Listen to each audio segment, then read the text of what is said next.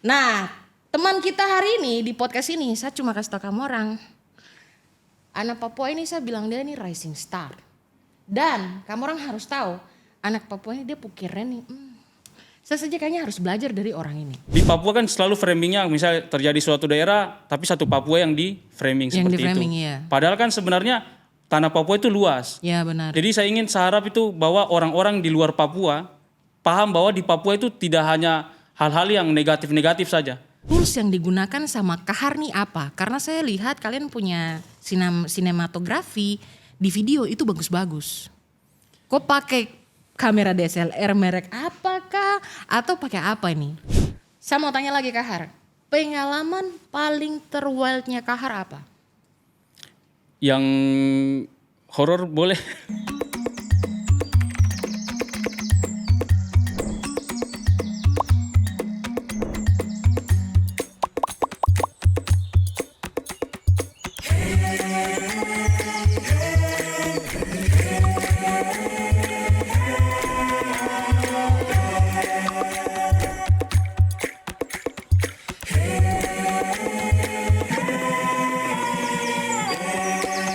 Selamat datang kembali di podcast Torang Bersama, Torang Bacarita. Selalu ada inspirasi dari Bumi Cendrawasih alias Tanah Papua. Dan tentunya dengan saya Jenny Karai, the one and only. Ya, yang selalu akan menyertai teman-teman. Kira saya juru selamat ya menyertai.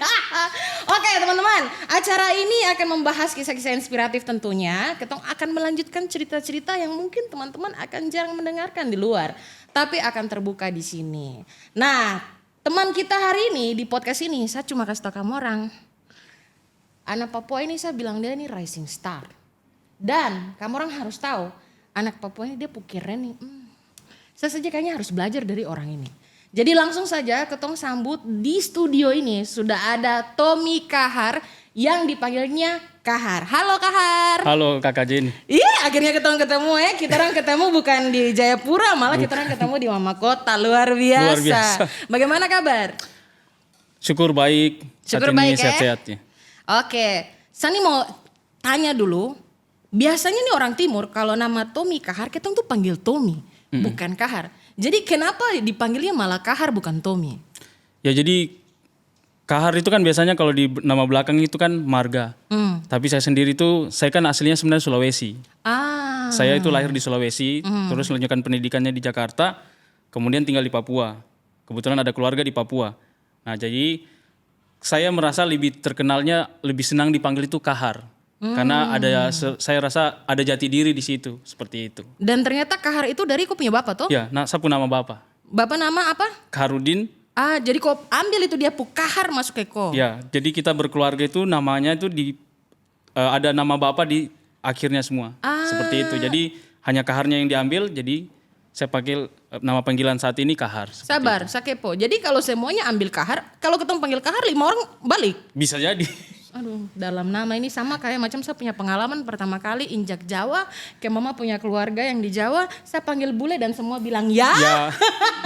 Luar biasa. Tapi saya mau tanya, Kahar ini sehari-harinya nih sekarang kesibukannya apa?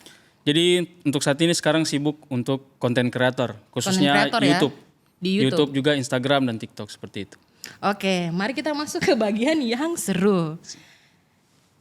Saya taunya ini Kahar pertama kali adalah karena dia masuk di FYP TikTok. Dan ternyata waktu saya buka Kahar punya YouTube, sekarang subscribernya sudah berapa banyak? Tong bersyukur saat ini 180 ribuan. Dalam nama. Dalam berapa bulan dikerjakan? Untuk mencapai 100 ribu itu 2 bulan. Untuk yang saat ini sudah masuk kurang lebih sekitar 4 bulan. Sudah dapat apa? Silver play button. Oke, ini menarik. Ini sangat menarik. Tepuk tangan dulu. Anak Papua bisa lihat Kahar. Kamu terawudik tuh, saya juga udik. Dan Kahar saya mau tanya, sebenarnya aktif membuat konten di YouTube dan Instagram, kenapa pakai nama Ale Wild? Kenapa harus ada wildnya di belakang? Ya jadi karena saya dulu senang nonton ini, Nat Geo Wild. Jadi kata wild itu terinspirasinya dari Nat Geo Wild. Kemudian isi kontennya kita kan di alam. Kita buat konten di alam, jadi saya terpikirnya sesuatu yang ya semacam alam liar lah seperti itu. Jadi makanya kita gunakan wild seperti Apakah itu. ke depan nanti akan ada kok berjalan dengan kasuari, cendrawasih? Karena aku bilang wild ini. Kayaknya akan seru ya. Ya, saya berharap juga suatu saat kita bisa mendapatkan yang wild dari Papua seperti itu. Asik. Tapi saya mau tanya, apakah kau bekerja sendiri? Nah itu yang mungkin orang tidak tahu bahwa AWA, kalau Ale Wild itu kan punya logo AWA. Jadi AWA itu lebih terkenal sebenarnya dari kata Ale Wild. Iya, karena lebih benar, eye-catching dia logo. Kau punya logo itu toh? Nah tapi orang taunya bahwa AWA itu atau Ale Wild itu saya sendiri. Padahal sebenarnya AWA itu terdiri atas 2 orang. 2 orang koi. 2 orang. Saya sendiri Ale Kahar, biasa panggil Ale Kahar. Dan sapu teman itu Ale Sada. Ale Sada. Oh iya ya, Ale Kahar. Ale Kahar, Ale Sada. Ale Sada. Itu panggilan di AWA seperti itu. Dan Ale bahasa Sentani Timur artinya? Ale itu untuk panggilan laki-laki. Seperti itu. Kalau perempuan dia biasa panggilnya Enggo. Secara keseluruhan Sentani itu kan dipanggilnya Yau. Iya benar. Tapi khusus di Sentani Timur sendiri itu dipanggilnya Ale untuk yang laki-laki. Wow, jadi ini bisa jadi informasi untuk teman-teman bahwa Ale itu bukan cuma panggilan untuk orang Ambon aja, tapi di Papua, di Sentani itu ada bahasa memanggil laki-laki dengan kata Ale juga. Saya jadi agak penasaran sebenarnya mulainya kok terjun untuk jadi konten kreator nih waktu kapan? Jadi semenjak 2019 saat itu, saya kan memang sudah mulai tinggal di Papua. Dan saya tinggal itu bersama teman-teman di Sentani Timur. Yang kita kenal dari sosial media. Jadi saya ikut teman-teman jalan-jalan, foto-foto, buat konten seperti itu. Karena di sosial media saya ikut tinggal dengan mereka. Jadi kurang lebih sekitar 3 tahun tinggal dengan mereka. Makan, tidur bersama, dan bangun itu pagi bukan lihat kau punya mereka. rumah? Dan itu bukan saya punya rumah. Bukan saya punya keluarga, saya tidak kenal dari mana. Saya baru kenal kurang lebih mungkin sekitar seminggu. Dan langsung saya tinggal dengan mereka. Oh wow. Jadi karena melihat dong punya aktivitas yang memang dong punya kebiasaan seperti molo. Molo itu menangkap ikan dengan menggunakan jubi. Jubi itu panah ikan. Nah itu yang menjadi inspirasi saya bahwa ada hal unik di Papua yang di tengah kota kan Sentani termasuk kota. Iya, jadi Sentani ada kota. hal sesuatu yang tradisional yang mungkin di daerah kota dan orang itu tidak tahu seperti itu. Jadi setelah melihat hal itu dan hidup bersama mereka jadi saya rasa ini sesuatu yang perlu orang tahu gitu. Bahwa Papua itu punya tradisi seperti itu. Menangkap ikan dengan menggunakan jubi yang tadi saya bilang. Dan itu saya rasa orang lain tuh perlu tahu seperti itu. Akhirnya saya buatlah konten tentang hal itu. Oke, pertama kali booming itu kapan? Untuk yang di YouTube atau yang di Instagram atau di TikTok? Kok bisa cerita yang dari lomba? Yang dari lomba? Oh oke. Jadi untuk yang pertama itu kan kita ikut lomba. Jadi saya karena hidup dan mereka, jadi mereka jadi talent di lomba itu. Saya sendiri memang tim kreatif dan videografer dan editornya. Jadi kita buat ikut lomba, saat itu kita menang juara 2. Nah setelah menang juara 2 akhirnya di tahun ini, di awal sekitar bulan 2, saya dapat semacam wahyu ingatan seperti itu. Pemberitahuan Ini apa untuk... Ini kayaknya nabi. Ada semacam ilham begitu untuk video lomba itu yang saya edit ulang untuk upload di YouTube. Padahal lomba itu tahun 2021 kalau tidak salah. 2021 ya. 2021. Oke, berarti Sudah lama ya. Tapi aktivitas molonya itu masih berlanjut sampai 2000 Masih tahun berlanjut. ini. Seperti itu. Jadi saya karena edit ulang dan saya upload. Kemudian saya saat itu ada perjalanan ke Puncak Jaya, ke pedalaman. Saya upload 1 bulan di atas, turun dan meledak. Dan kau sendiri kaget? Saya sendiri pun tidak tahu, itu pun saya tahu dari sapu teman yang kasih tahu seperti itu. FYI untuk teman-teman kalau di Pegunungan Bintang tuh dia punya sinyal tidak kayak macam di Jayapura atau di Sentani yang 4G, teman-teman bisa notifikasi masuk tidak karena susah juga sinyal. Jadi jangan kaget kalau ternyata Kahar juga pas di Puncak turun Jaya itu tidak tahu. baru tahu kayak gitu. Dan kau punya ekspresi apa waktu itu? Dan ekspresi itu sangat kaget sebenarnya. Dan saat itu saya langsung hubungi sapu teman. Saya bilang kita YouTube jalan lagi. Saya bilang begitu. Luar Karena biasa. hal yang dari dulu kita tunggu. Kan itu dibuat akunnya 2021. Berarti udah lama. Udah lama 3 tahun akunnya dibuat. Tetapi mulai aktifnya baru tahun ini. Seperti itu. I see. Berarti kajian kalau runut kok punya timeline ini berarti kamu mulai itu dari sebelum COVID ya? Sebelum COVID. Dari sebelum COVID. Jadi pas COVID. Masuk-masuk COVID. Masuk-masuk COVID Iya, ya? pas masuk-masuk COVID itu ada tren anak-anak muda di Jayapura saat itu. Oh iya dong ini healing-healing Benar ya sekali. ini. I see. Dan kenapa fokusnya memilih alam? Karena kalau konten kreator di Papua tuh pilihan banyak. Ya, jadi untuk kita sendiri sebenarnya orang-orang yang buat konten seperti alam, pemandangan, terus musik-musik yang bagus itu sudah banyak sekali. Dan saya rasa alam Papua ini banyak orang yang belum tahu. Mereka hanya taunya Raja Ampat, seperti itu. Dong, pokoknya Papua Raja Ampat. Pokoknya yang turis saja. Ya, yang itu saja yang mereka tahu. Padahal sebenarnya Papua itu luas. Jadi framing di media bahwa Papua hanya tentang hal ini saja itu yang saya ingin bagaimana supaya AWA itu memberikan sesuatu yang positif. Bahwa Papua itu tidak hanya yang kita lihat di sosial media, di berita-berita di yang media. Yang bagi-bagi sembako. Ya, seperti itu. Bagi-bagi sepatu aja gitu ya. Tapi ada yang lebih daripada itu. Dan sejak kapan akhirnya Kahar nangkep bahwa enak nih kalau alam digabung sama outdoor cooking? Oh ya, jadi saat itu sebelum masuk ke YouTube kan aktifnya di TikTok sama Instagram. Jadi ketika itu saya mulai untuk buat konten tentang molo. Setelah molo ikan yang kita dapat itu dibakar dan kita makan bersama. Dan setelah saat itu saya coba untuk berikan narasi di video itu. Dan ketika upload booming tembus juta. Sejuta untuk video itu. Dari itu saya belajar bahwa ada hal-hal yang memang kita harus belajar dari seperti trending, sesuatu yang trend di TikTok, di Instagram. Jadi dari orang lain kita belajar bagaimana membuat konten yang menarik seperti itu. Akhirnya itu yang saya tuangkan di video tentang jalan-jalan di alam harus gabung dengan masak seperti itu. Akhirnya saya buat dan setelah itu saya pakai rules itu terus di sapu video. Jadi jalan-jalan di alam harus ada masaknya seperti itu. Tunggu, kok punya perasaan pertama, laki-laki nih, kok suruh dia masak? Kalau cewek-cewek kan, hai guys, kita masak itu kan udah biasa. Nah kau laki-laki yang which is maskulin banget, molo-molo terus tiba-tiba kau masak, perasaan pertama bagaimana? Ya. Jadi sebenarnya kan yang masak bukan saya. Saya punya partner tuh, Alisade yang masak. Tetapi awalnya memang itu kita merasa saya sendiri pribadi rasa malu ketika saya panggil saya teman untuk buat konten masak.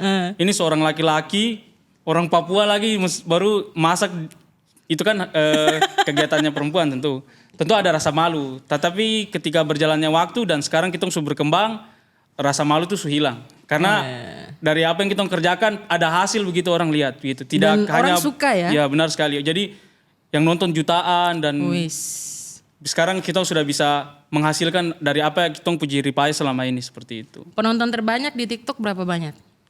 Di TikTok dulu sebenarnya ada yang 13 juta, tetapi dihapus sama TikTok. Di YouTube berapa banyak yang paling banyak nonton? Kalau saat ini mungkin sekitar 3 juta. 3 juta di YouTube 3 juta ya? Yang satu video ada yang 3 juta. Wes, tepuk tangan dulu. Tepuk tangan kurang keras masih pagi. Nah gitu. Mantap.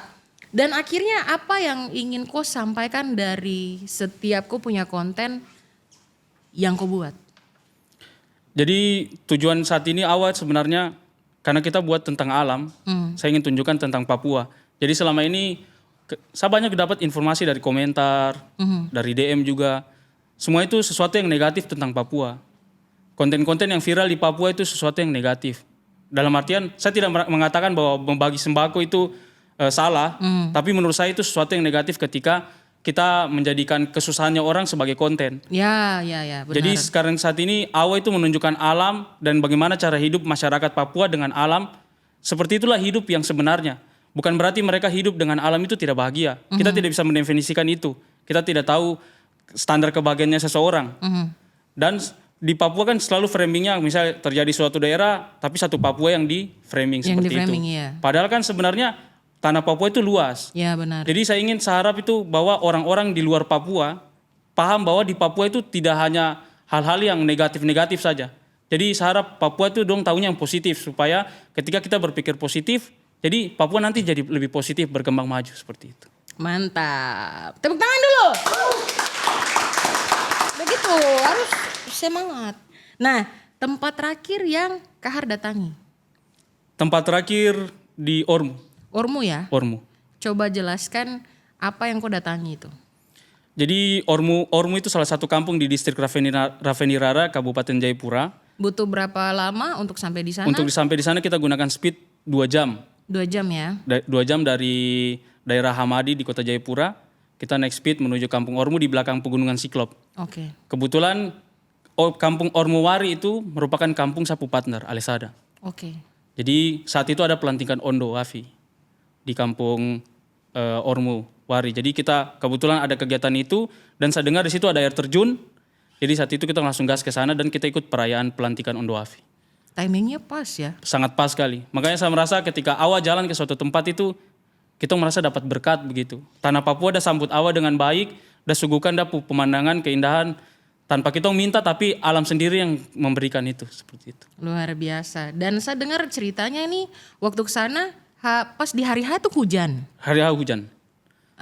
Jadi saya merasa kenapa Awa selalu diberikan berkat. Jadi saat kita datang itu kan air kali tempat air terjunnya itu sedikit kurang deras lah seperti itu. Jadi mungkin saya merasa tanah ini jadi berkat karena dia kasih hujan dulu. Dia turunkan hujan supaya kita dapat momen air terjun yang benar-benar air deras. Air deras itu. ya. Padahal awalnya kok pikir air. Padahal kita pikir negatif karena harusnya hari itu kita sudah selesai buat video. Tetapi karena kita pikir hujan, aduh ini video sudah tidak bisa dilanjut. Karena kita besok pagi tuh harus pulang. Ternyata itu berkat. Karena alam itu merasa disambut, kalian tunggu dulu, saya kasih hujan dulu. Airnya deras, kalian buat video yang bagus seperti itu. Luar biasa. Dan saya mau tanya dulu. Tools yang digunakan sama Kahar nih apa? Karena saya lihat kalian punya sinematografi di video itu bagus-bagus. Kok pakai kamera DSLR merek apakah? Atau pakai apa ini? Ya jadi untuk selama ini memang orang banyak tanya kamera yang saya gunakan, editingnya pakai apa. Oh jadi, dia punya settingan berapa, aperturnya itu? berapa, shutternya berapa, dia punya apa, exposure-nya berapa. Jadi saya tanya, tools yang dipakai sama Kaharnya apa? Handphone. Beneran? Hanya handphone. Coba kasih tunjuk handphone tuh. Aduh handphone tadi Sutaro. Oh iya handphone Sutaro. Beneran handphone? Beneran handphone. Cuma handphone? Hanya handphone. Kamu orang yang nonton ingat, jangan terlalu banyak menghayal harus punya ini dan itu. Karena Kahar sendiri pakainya handphone aja ya? Handphone. Wih. Jadi kita buat ambil gambar video hanya dari handphone, editnya juga di handphone. Yang punya handphone baru terpakai bye-bye, memang kamu orang kurang smart dari kampus smartphone ya. Tolong dibikin quotes dari itu. Saya mau tanya lagi Kahar, pengalaman paling terwildnya Kahar apa? Yang horor boleh. Saya bagi jadi dua. Yang paling, yang saya bagi tidak jadi horor. dua, ya saya bagi jadi dua. Yang pertama adalah yang paling wild, artinya paling bikin kau juga deg-degser. Yang kedua adalah kalau ada yang horor boleh lah. Oke siap. Jadi kalau yang paling wild yang pertama yang non horor, jadi itu yang paling saya rasa kagum sekali sebenarnya itu saat di Sarmi. Jadi biasanya kan pengunjung datang situ untuk melihat lumba-lumba. Dan lumba-lumba itu biasanya kelompok yang kecil. Dan saat itu saya rasa memang berkat bahwa kita datang itu disambut dan itu lumba-lumbanya kelompok yang banyak sekali. Wow. Dan ketika speed jalan itu lumba-lumba selalu ikut. Wih. Speed kita putar 2 kali, 3 kali, 4 kali itu lumba-lumba di situ saya terus ikut-ikut. Itulah kenapa tadi Kahar bilang kemanapun Awa pergi kayak macam alam Papua itu menyambut Kahar bersama tim ya. Sudah jadi berkat buat kita. Alam Papua itu sudah sadar bahwa mungkin lewat Awa ini kita bisa kasih tunjuk Papua yang sebenarnya seperti itu. Keren sekali. Saya aja yang dapat undangan dari pemerintahannya aja belum tiba ke sana. Awa aja udah tiba nih, aduh bikin malu beta nih ya. Dan untuk pengalaman yang lain, adakah pengalaman yang bikin kau sampai kau hampir kena maut misalnya? Sebenarnya ini bukan maut yang tadi saya bilang horor itu. Itu mungkin saya juga kan orang yang 50-50 lah, percaya tidak percaya tentang hal seperti itu. Tapi experience ini mengatakan bahwa itu benar kayak menjadi fakta lah menurut saya. Karena saat itu saya di Kali Biru dan kita masuk ke bagian yang lebih dalam lagi. Kali Biru di Genyem, daerah Genyem, Kabupaten Jayapura. Oke. Jadi kan itu tempat wisata, tapi kita masuk yang lebih dalam lagi. Jadi saat kita masuk, kepala air ya kalau tidak salah. Dong sebut kepala air. Jadi kita masuk, saat itu hujan. Ketika hujan saya kan berinisiatif untuk buat video sendiri. Dan ketika saya mencoba untuk merekam, sebelum saya menekan tombol record di handphone, itu di dalam HP itu ada orang tinggi besar hitam jalan ke arah saya. Jadi ketika saya geser HP, itu tidak ada. Jadi saya langsung pergi seperti itu. Ya saya berusaha untuk positif bahwa itu mungkin imajinasi saya saja. Atau kurang makan atau kurang makan, lapar, hujan, kurang fokus seperti itu. Tetapi tidak hanya sampai di situ. Oh, tidak sampai di situ. Tidak sampai di situ. Ada lanjutannya. Ada lanjutannya. Ketika proses pengambilan gambar makan di pinggir kali, itu secara sekilas begitu, saya lihat ada orang duduk di sebelah kiri saya di atas kayu. Dan ketika dia duduk, saya balik ke kiri, itu saya lihat. Saya ingin panggil teman-teman untuk ibaratnya supaya dong lihat begitu. Yeah. Pas saya panggil, balik ke kiri sudah tidak ada. Jadi saat itu saya bilang kita akan selesai video, cepat selesai, kita pulang seperti itu. Tapi bukan berarti hal-hal negatif horor seperti itu saya langsung takut untuk jalan-jalan atau tidak. Oh ya, kalau saya sudah takut lari. Kita tetap harus berpikir positif. Gitu. Tetap berpikir positif ya. Mungkin yang menjaga di situ atau apa, mungkin menunjukkan diri saja atau apa, itu tergantung kita kepercayaan masing-masing. I see. Dan akhirnya Kahar punya cerita ini membuat kita orang sadar teman-teman bahwa buat konten itu tidak selamanya fun aja ya. Tidak. Ada tantangannya dan lain-lain yang akhirnya membawa Kahar dari segala macam pengalaman itu bisa tetap dikemas jadi hal yang positif. Kahar, selama Kahar nih menjelajahi sungai, laut, gunung, pantai, kau nih ngapain saja? Ya jadi kalau kita di tim AWA ketika jalan-jalan itu baik di gunung, sungai, danau, itu kita harus ada masak. Masak ya? Itu masak salah satu cara untuk menggait penonton seperti itu. Supaya orang mau nonton kita untuk konten begitu. Karena saya lihat trennya seperti itu. Dan masakan khas Papua apa yang biasanya Kahar dan teman-teman buat selama menjelajah?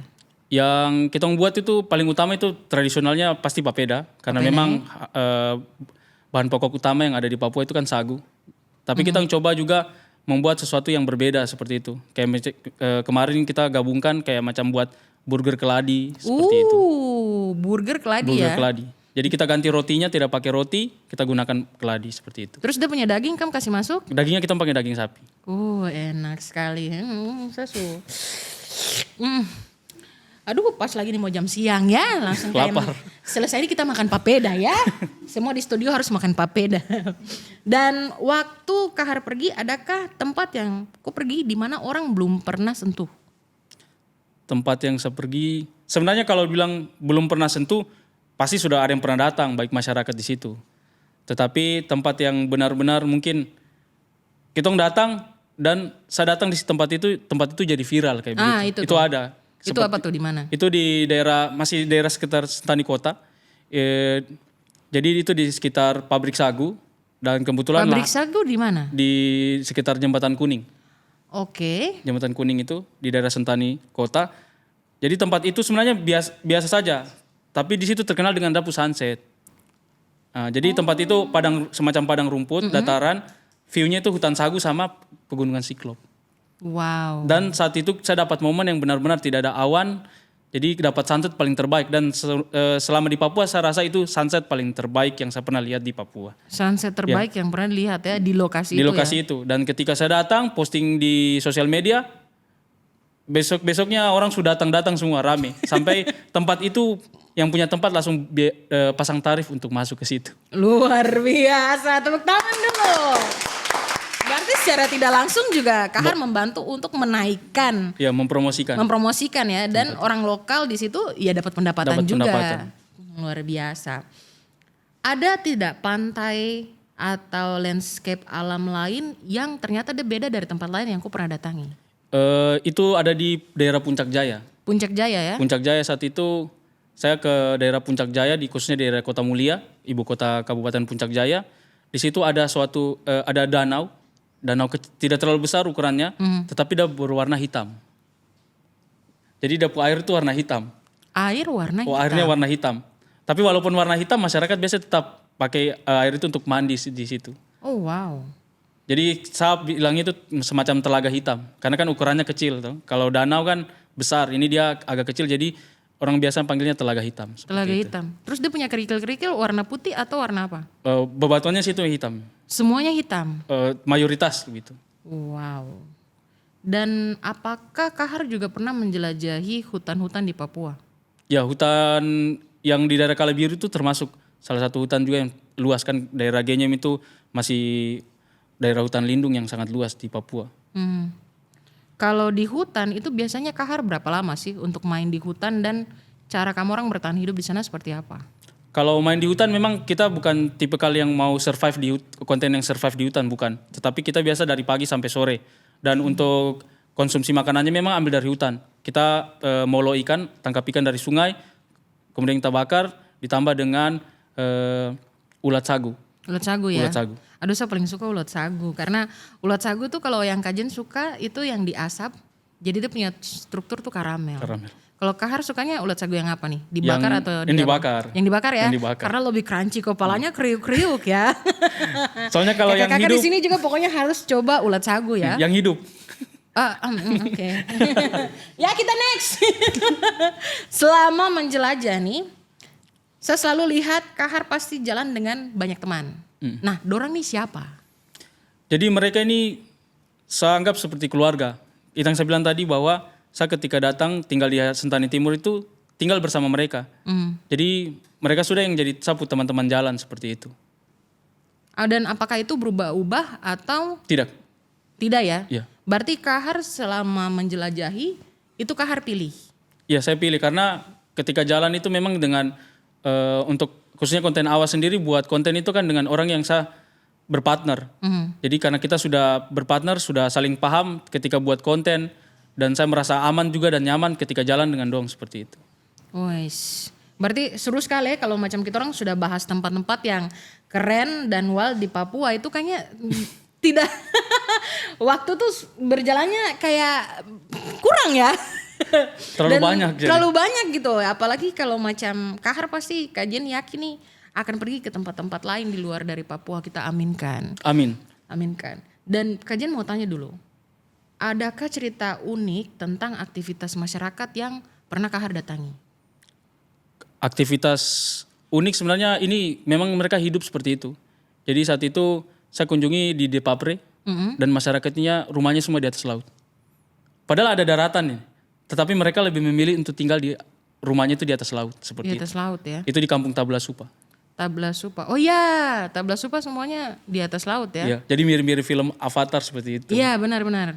Padahal daratnya ada tapi memang mereka lebih memilih tinggal itu karena sudah dari nenek moyang budaya seperti itu.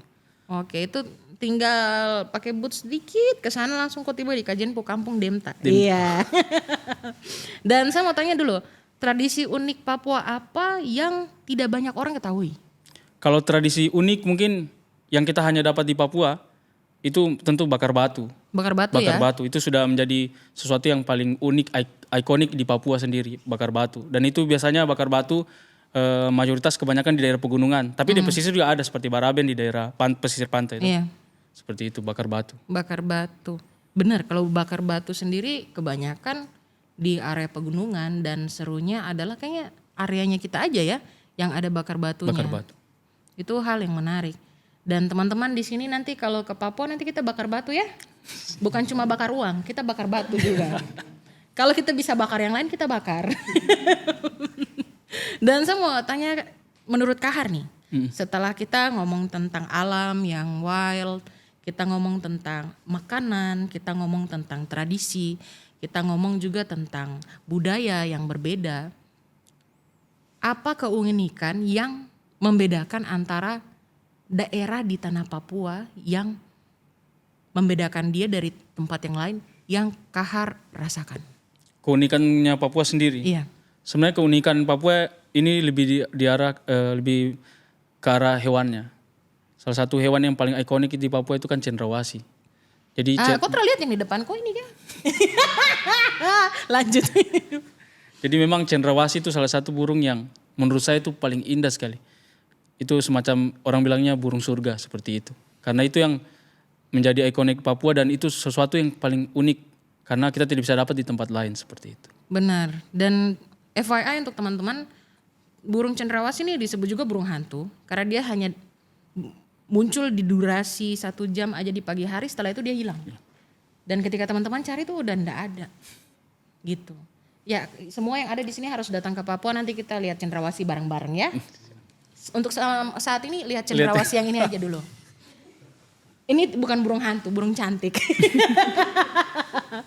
Dan kalau kita orang ngomong tentang alam itu selalu tidak pernah terlepas dengan wisata alam ya. Wisata di Papua kalau saya bilang. Nah, menurut Kahar sendiri bagaimana sih kita orang bisa meningkatkan daya tarik wisata alam Papua? Untuk meningkatkan wisata alam Papua, menurut saya ada 2 faktor. Faktor pertama tentu adanya bantuan dari pemerintah. Bantuannya ini dalam berupa manajemen tentang pengelolaan tempat wisata. Karena kebanyakan saya lihat tempat wisata di Papua itu masyarakatnya kurang paham untuk mengelola. Karena kurangnya ilmu itu jadi tempat itu kurang terjaga kebersihannya atau kurang terjaga tata letak lokasi semacam tempat duduk atau apa begitu. Jadi kurang menarik ketika orang-orang datang seperti itu. Itu yang pertama. Yang kedua sendiri itu faktor keamanan. Jadi ketika keamanannya sudah baik dan dipercaya orang bahwa tempat itu aman, tentu pengunjung yang banyak kan akan datang seperti itu. Karena mereka merasa aman untuk datang ke tempat itu. Itu 2 faktor itu yang saya rasa perlu ditingkatkan di wisata Papua. Oke. Dan untuk teman-teman yang lagi dengar podcast ini, Kahar punya tips apa untuk teman-teman yang baru mau pergi ke Papua pertama kali? Kalau buat teman-teman yang baru pertama kali ingin ke Papua dan ingin tahu wisata alam yang ada di Papua, bukan berarti Raja Ampat itu tidak bagus, bukan. Tetapi yang saya sarankan itu datang ke Jayapura. Datang ke Jayapura Datang ya? ke Jayapura. Kenapa harus pertama kali datangnya ke Jayapura? Jayapura itu kota. Mungkin orang pikir Papua hanya hutan dan rimba segala macam. Jayapura itu kota dan paling banyak tempat wisatanya. Jadi mau gunung, laut, hutan, kali biru, air terjun, perbukitan, danau itu satu paket ada di Jayapura. Wow. Tidak didapatkan di tempat lain di Papua. Wow. Itu hanya ada di Jayapura. Betul. Kajian setuju karena kalau di daerah lain kita harus pergi berapa menit ke sini dulu, Benar harus sekali. pergi ke sini jauh-jauh. Tapi kalau di Jayapura semuanya ada ya. Semuanya ada dengan kendaraan cukup dengan motor kita bisa datangi semua itu. Wis. Tepuk tangan dulu. Jayapura nama naik. Jayapura nama naik harus jadi kota wisata nanti Jayapura. Amin. Harus nih, amin. Dan saya mau tanya selanjutnya, apa yang diharapkan atau yang Kahar lihat ini harus ada nih di Papua untuk supaya orang tidak ragu berkunjung ke Papua dan Papua tuh semakin dikenal keindahannya ke seluruh dunia. Saya rasa untuk supaya Papua lebih terkenal itu lebih banyak ini anak-anak muda, konten-konten kreator mereka itu menyuarakan sesuatu yang positif. Ya. Jadi ketika buat konten tentang alam atau konten apapun itu, sesuatunya lebih ke narasi yang positif.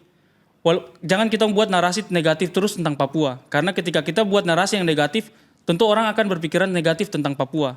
Jadi kita harus berusaha baik anak muda, semuanya masyarakat, kita harus berpikir buat sesuatu hal yang positif. Walaupun memang banyak hal negatif yang terjadi di tanah Papua, tetapi kita harus berusaha untuk berpikir positif supaya yang negatif-negatif itu ditutupi sama yang positif. Betul, karena kalau ngomong tentang negatif kan semua kota juga punya negatif kan? Punya, di Jawa pun ada yang kaya, ada yang miskin. Ya di Papua juga ada yang kaya, ada yang miskin walaupun presentasinya berbeda seperti itu. Betul. Dan kalau untuk Kahar sendiri, untuk teman-teman yang mau jadi konten kreator juga, apa nasihat atau tips yang bisa Kahar berikan buat dorang untuk memulai? Untuk memulai jadi seorang konten kreator itu yang pertama jangan menunda. Kita ketika membuat konten itu ketika ada pikir ide langsung eksekusi. Jangan tunggu waktu itu, jangan tunggu harus punya kamera mahal untuk buat sebuah konten. Betul. Jadi kita harus memulai dengan modal HP itu kita bisa buat.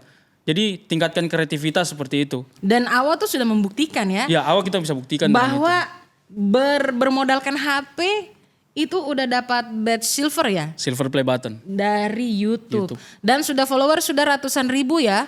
Benar. Nah, tepuk tangan dulu. Luar biasa. Kahar, sekarang kita mau main flash game. Okay. Jadi kok bisa pilih secara cepat, tidak usah dipikir lama, pakai rumus dan segala macam.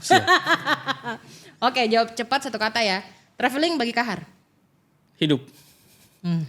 Luar biasa. Cinta yang lain geser berarti karena membuat kau traveling hidup. Berikutnya, makanan unik yang wajib dicoba di Papua. Papeda. Papeda, oke. Hidden gem menurutku di Papua apa? Pulau Kosong Sarmi.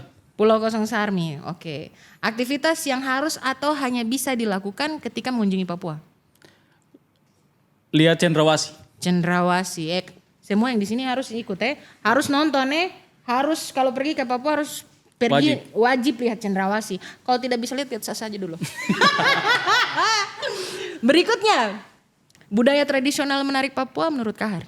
Molo ikan di Danau Sentani. Gaya sekali, mentang-mentang tinggal masuk di air jadi. Ini sebut molo terus. Berikutnya, Papua di matanya Kahar. Surga kecil. Sio, surga kecil, surga besar beta. Wow. Oke, di mana atau apa yang paling membuat Kahar terpukau oleh Papua? Ormuwari, kampung Ormuwari. Luar biasa, Ormu ya. Lagu apa yang cocok untuk menikmati sunset di Papua? Menikmati sunset Komang dari laut. Sebab kau terlalu indah. Ya memang sangat indah, terima kasih. Oke teman-teman, menarik sekali pembahasan dengan Kahar di episode kali ini. Akhirnya teman-teman bisa lihat sisi yang manis sinematik dari seorang Kahar. Sebenarnya bukan Kahar ya juga ya, tapi ada di Awa ya kalau ketemu bilang. Awa. Dan teman-teman bisa lihat Papua itu bukan cuma narasi yang negatif-negatif saja, tapi ada juga yang positifnya. Oke, itu dia tadi teman-teman, kita orang punya sesi bersama Kahar. Dan buat teman-teman lain, jangan lupa untuk pantengin terus atau lihat terus podcast Torang Bacarita. Dan minta tolong ini podcast bagus, kamu orang harus follow. Betul? Betul sekali. Kalau tidak follow saya bakal like kamu orang. Oke, saya Jenny Karai dan juga saya Kahar. Kita orang pamit. Dan jangan lupa kamu orang harus follow Torang Bacarita podcast di YouTube.